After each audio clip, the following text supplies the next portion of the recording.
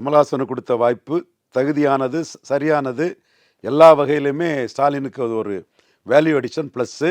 பலம் நிரூபித்தவர், 3.7% வாக்க மக்களவையில் நிரூபித்தவர், சட்டமன்றத்திலும் அவருக்குன்னு உள்ள ஆதரவு வளைய வாக்களை நிரூபித்தவர். மிகப்பெரிய வேல்யூ அடிஷன். நெகட்டிவ் ஓட்ஸ் கிடையாது, எதிர்ப்பாக கிடையாது. பிராமண சமுதாயத்தை சேர்ந்தவர், நாட்டுக்காக தியாகம் செய்து எவ்வித பலனும் அடையாத ஒரு தியாக குடும்பத்தை சேர்ந்தவர் ஐயங்கார். ஐயங்கார்னு நான் சொல்கிறோம்னா, நேட்டிவ் இந்தியாவில் one cannot rise above from his caste. Though even he rises above his caste, others won't accept. அந்த ஜாதியை வச்சு தான் அதை சொல்லுவாங்க. அது யாராக இருந்தாலும் சரி. கரிஷன் சிங் சுசைத்துனா ஜாட்டும்பான். அவர் ஜாதிக்கு மீறிய ஒரு இது தான்.